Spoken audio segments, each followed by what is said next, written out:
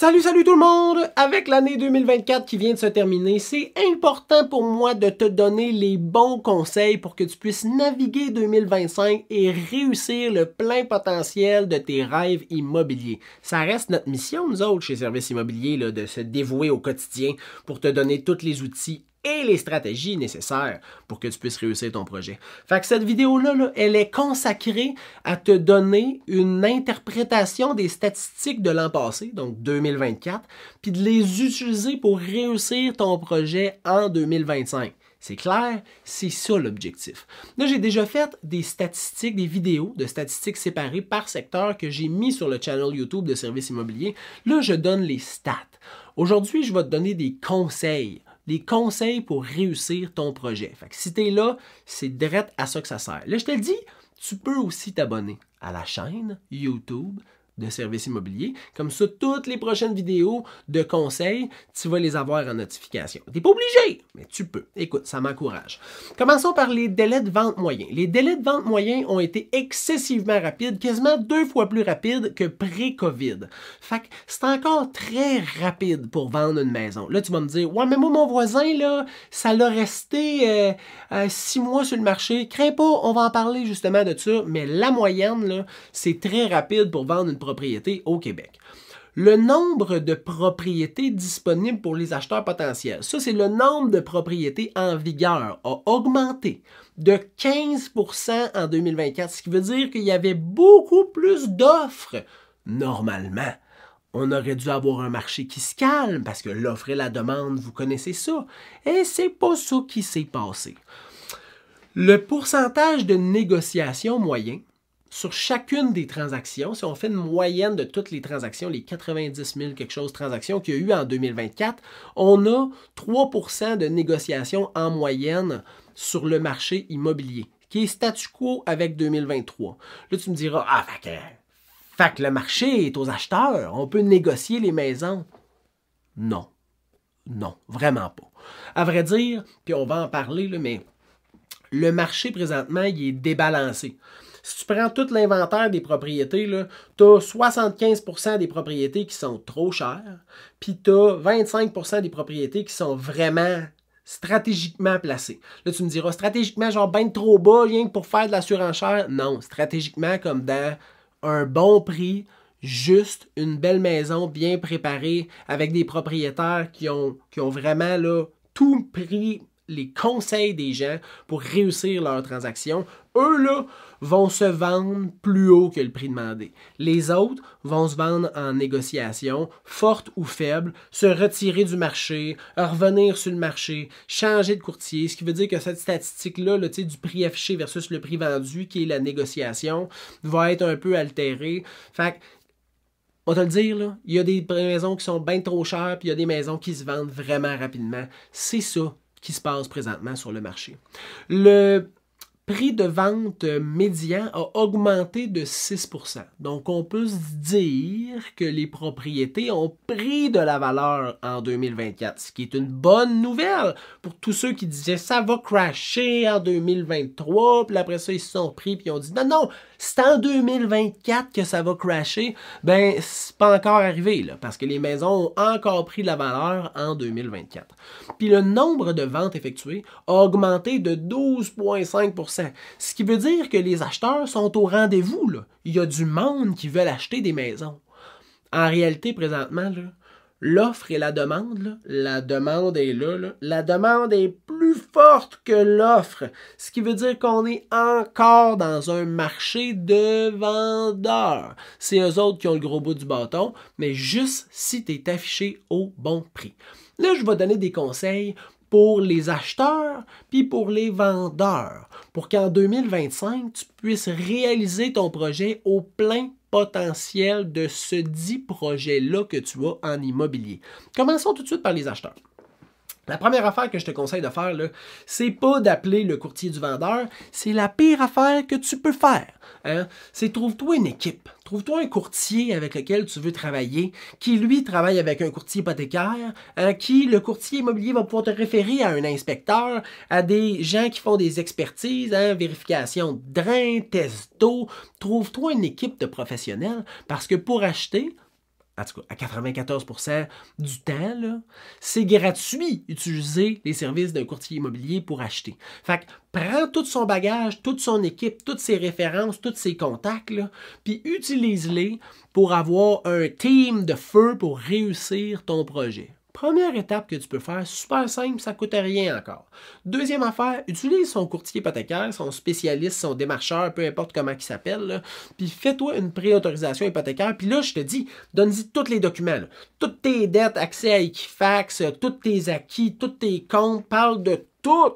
Tout. Comme ça, ton dossier, il est solide. Fait que s'il dit qu'il peut te prêter pour 450 000, no problem, tu sais qu'il peut te prêter pour entre 430 et 470. C'est peut-être que les taxes municipales sont moins chères, peut-être que l'électricité est moins chère, ce qui veut dire que ça peut varier à peu près ce qui peut passer. Mais tu sais que tous tes documents ont été donnés, ton dossier a été monté, puis le jour où tu fais une offre d'achat, puis tu cliques sur « Accepter », là, ça va aller vite pour avoir ton acceptation hypothécaire. Fait que, deuxième affaire, ça coûte encore à rien faire ça. C'est tous des conseils gratuits à date. Là. Après ça, demande à ton courtier d'automatiser ton système de vérification d'alerte pour les nouveautés. Là, tu me diras, ouais, ben, je regarde Centris à tous les jours. Ben, tant mieux que là, tu auras juste besoin de regarder tes courriels. Si tu donnes les bons critères de recherche, tu n'as pas besoin d'aller voir sur Centris à tous les jours, puis de revoir les mêmes maisons. C'est super facile. Ton courtier peut tout automatiser ça. Comme ça, vous allez le recevoir directement par courriel. Les baisses de prix, les visites libres, les nouvelles mises en marché, tout dans tes courriels.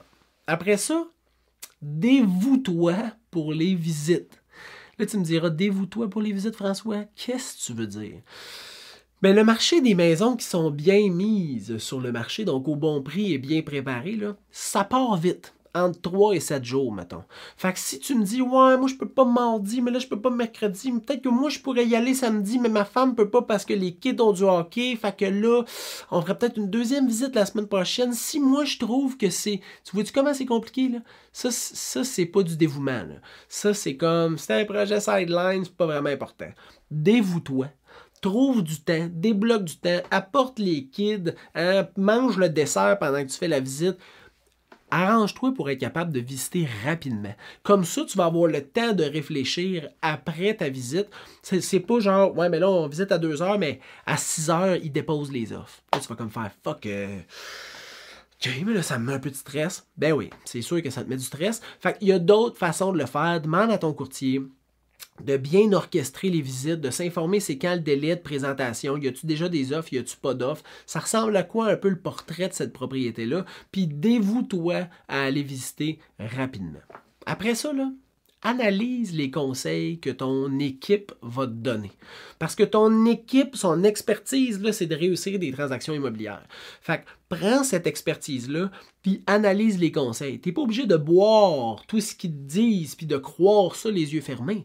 Mais ultimement, ils risquent de se baser sur des faits. Demande-leur les faits, analyse ces faits-là, demande-leur leurs conseils, puis regarde voir si ça a du sens avec ce que toi, tu valorises de la maison, puis la grosseur de coup de cœur que tu as. Puis après ça, essaye de comprendre le marché. Hein? Fait que pour ça, si tu veux, tu peux juste t'abonner à ma chaîne YouTube puis écouter la petite vidéo d'analyse statistique que je fais à tous les mois. Tu en as pour un max de 10 minutes. Tu vas connaître ton secteur précis puis le reste du Québec avec des conseils. Puis ça, c'est encore gratuit. Si tu fais ça, puis tu es un acheteur en 2025, là, les chances que tu réussisses ton projet dans le délai que tu veux sont vraiment élevées.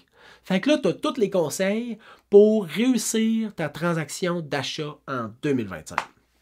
Si tu es un vendeur, tu as une game un peu différente, mais ça se ressemble un peu. Si tu es un vendeur en 2025, voici tous les conseils que je peux te donner. La première, ça va se ressembler un peu, là. Rencontre la bonne personne. La bonne personne pour t'aider à mettre ta maison sur le marché. Ça se peut que tu décides d'y aller avec une agence de publicité. Ça se peut que tu décides d'y aller avec un système d'affichage gratuit comme les Kijiji, Marketplace, etc. Ou ça se peut que tu décides de prendre un professionnel. Dans tous les cas, là, essaye de regarder toutes les avenues possibles avant de prendre ta décision. Si tu décides d'y aller avec un professionnel, rencontre la bonne personne, avec qui ça fit, avec qui il y a une confiance qui s'est créée rapidement, parce qu'il y a une expertise, puis que tu es capable de mettre ta confiance, ton projet dans les mains de ce professionnel-là, puis te dire, je suis sûr qu'il va bien gérer ça. Puis après ça, lance-toi. Avant de te lancer, regarde les critères du contrat que tu vas signer avec lui pour que tu sois à l'aise dans ces critères-là. Dans ce qu'il va faire, mais ce qu'il va charger aussi. Ça, ensemble, ça va être ta prise de décision. Après ça, prépare ta maison. Il y a des courtiers qui donnent des conseils home staging. Il y a même des courtiers qui sont capables d'aller magasiner chez Canac pour toi, arriver chez vous, placer le stock, te donner la facture, tu les repayes, bien évidemment, puis après ça, ils mettent ta maison sur le marché. Fait que prépare-la. Ça, c'est pour le home staging, mais tous les petits touch-ups que tu peux faire, que ça soit de peinturer les baseboards, remplir un trou, réparer un barreau de rampe qui est pété, changer un thermos qui est décellé, toutes ces petites choses-là, là, ça peut valoir la peine de le faire. À vrai dire, je te conseille de demander à ton courtier qu'est-ce qui est à faire chez nous avant la mise en marché. Parce que des fois, le monde, ils me disent « Ouais, je vais faire telle affaire, telle affaire, telle affaire. » Puis je suis même, je te le conseille pas. Premièrement, parce que je pense pas que tu vas vendre plus cher. Puis deuxièmement, parce que ça va tellement prendre de temps à faire ça qu'on va rater le bateau. Le bon timing pour mettre ta maison en marché, c'est là. Il nous reste, on va dire, 9 jours. En 9 jours, tu n'as pas le temps de tout faire ça. Puis en plus de préparer l'home staging de ta maison, j'y crois pas. Fait que ça vaut pas la peine que tu fasses ça. Fais juste telle affaire, ça vaut la peine. Il est là pour te conseiller, mais il est là aussi pour te conseiller pour la mise en marché. Fait que pose-y les questions. Troisième chose que tu peux faire, c'est de préparer tous les documents nécessaires pour la mise en marché. Puis là, par documents nécessaires, c'est sûr ton permis de conduire pour la rédaction du contrat, ta présence pour remplir la déclaration du vendeur, mais tes taxes municipales, tes taxes scolaires, ton compte d'hydro, ta facture de la toiture que tu as fait changer il y a 2 ans, ton test d'eau que tu as fait il y a à peu près 6 mois quand tu as fait installer ta nouvelle machine de traitement d'eau. Ça pourrait être bon aussi. Hein?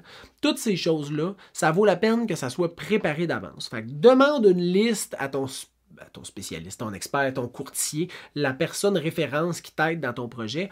C'est quoi tous les documents que tu as besoin de préparer pour ton dossier? Ça va être facile. On va pouvoir mettre ça à disposition de tous les acheteurs. Ça va réduire le nombre de questions, puis ça va surtout enlever, probablement, une clause qui s'appelle la 9.1, qui est demande de documents par l'acheteur. Cette clause-là, elle est très permissive. Si on peut éviter d'avoir ça à l'intérieur d'une offre d'achat, c'est bingo. On ne veut pas ça dans une offre. Fait que ça, c'est la préparation des documents. C'est la troisième affaire que tu peux faire. La quatrième, là, c'est de prendre des bonnes décisions. Des décisions qui sont basées ultimement sur des faits et non sur des émotions. Autant pour la préparation de ta maison que pour le choix de ton courtier, que pour l'acceptation d'une offre d'achat. Tout ça, là, de prendre des décisions qui sont plus factuelles que émotives, ça va t'aider dans la réussite de ton projet. Après ça, la cinquième chose, relax. Le stress, ça aide pas une transaction. Fait une fois que tu as tout ton projet de bien structuré, là, la préparation, c'est 80% d'un projet. Fait que, relax. Ça va t'aider à cheminer au travers de ça comme pas possible. Le dernier petit conseil que je peux te donner si tu es un vendeur, le nerf de la guerre dans une vente, là, c'est le prix. Ben ouais. C'est le prix d'affichage. Puis là, je te dis pas de mettre ton prix super bas, ton prix super haut. Je fais juste te dire que une magnifique maison super bien préparée mais trop chère, ça va moins bien se vendre qu'une complète dompe au bon prix, au prix d'une complète dompe. Les acheteurs là, sont capables d'avoir un petit feeling. Ils ne peuvent pas nécessairement savoir le juste prix parce que pour se faire ça, la juste valeur marchande, il faut analyser les statistiques puis faire un travail de comparable. Mais ils sont capables d'avoir un feeling de se dire « Yes! Ça a l'air cher un peu. » Puis là, ils vont demander à le professionnel, puis le professionnel va dire « Ben oui, c'est cher de 53 000 de trop. » Regarde, c'est ça qui est ça. Là, là. Fait que le nerf de la guerre, là, c'est le prix. Soit au bon prix, puis ça va vraiment bien aller. Fait que si tu fais ces 6 conseils-là, je suis pas mal sûr que ta transaction immobilière en 2025, pour une vente, va bien se passer. Là, mes prédictions pour 2025, si tu me connais, tu sais que j'aille ça faire des prédictions, mais mettons là qu'on a besoin de se dire, ouais, comment tu penses que ça va se passer 2025? Ça va-tu crasher? Ça va-tu exploser encore comme en 2021? Ouais, ni un ni l'autre. Je pense qu'il va y avoir plus de propriétés sur le marché qu'en 2024. Pourquoi? Parce que les taux d'intérêt ont baissé, parce qu'on a une plus grande sécurité au niveau de nos emplois, hein? On est le plus loin de la COVID là, présentement. Là. Puis parce qu'il y a encore beaucoup de propriétaires qui mettent leur maison bien trop cher sur le marché, fait que ces propriétés-là vont s'empiler une après l'autre sur le marché, ce qui va faire que l'inventaire va grandir. La négociation sur les prix d'achat, de vente, j'ai l'impression qu'elle va peut-être augmenter parce qu'il va y avoir plus de ventes, donc la proportion des propriétés bien mises sur le marché au juste prix versus ceux qui sont plus stratégiques, ça risque de faire qu'il va y avoir peut-être plus de négociations. Au niveau de la valeur des propriétés, j'ai l'impression qu'il va y avoir une continuité assez naturelle de l'augmentation de la valeur des propriétés, donc un 4%, 3%, 5% de plus sur la valeur. Fait que pour le monde qui me dit « Ah, mais attendre de voir qu'est-ce qui va se passer », tu sais, depuis 2020, c'était pas une bonne idée d'attendre de voir qu'est-ce qui allait se passer parce que la maison de 250 000, maintenant, tu payes à peu près 475 000. Fait que l'attente, pas toujours une bonne affaire. J'ai l'impression que l'augmentation de la valeur va encore suivre son cours plus naturel. Il n'y aura pas de gros pop de 25%. Puis au niveau du délai de vente, je pense que ça va rester encore très rapide pour vendre une propriété au Québec. Ça veut dire, je pense qu'une transaction immobilière va se passer encore très rapidement sur le marché parce que l'offre et la demande, il y a une forte demande, puis même s'il y a plus d'offres, il n'y a pas beaucoup plus d'offres de maisons au juste prix, bien listées, bien pricées, donc ça va faire que la demande va être encore plus forte que l'offre. J'espère que cette vidéo-là t'a donné un coup de main pour t'outiller pour réaliser ton projet à son plein potentiel en 2025. Mais si tu as des questions, tu peux m'écrire au info@serviceimmobilier.ca ou aller au serviceimmobilier.ca et prendre rendez-vous pour que je puisse t'appeler. Parce que des fois, c'est pas assez ce que je viens juste de vous dire. Vous avez des questions plus précises, ben là, c'est le temps de les poser au info@serviceimmobilier.ca. Puis peut-être que tu te dis, ben écoute François, moi j'aimerais ça que tu m'aides pour un projet. Eh ben c'est ma job, je fais pas juste des vidéos sur Internet, j'aide les gens dans leur projet immobilier. Donc tu peux me contacter, ça va me faire plaisir. Pour le reste, je vous souhaite une bonne année 2025, rien que de la santé. Le reste, ça vient quasiment tout seul une fois que tu as de la santé. Je vais vous suivre tout le long de l'année avec multiples capsules immobilières et j'espère que ça va vous aider à y voir clair et à vous donner tous les outils et les stratégies nécessaires pour réaliser le plein potentiel de vos rêves immobiliers. Je vous souhaite une bonne fin de journée et on se revoit bientôt.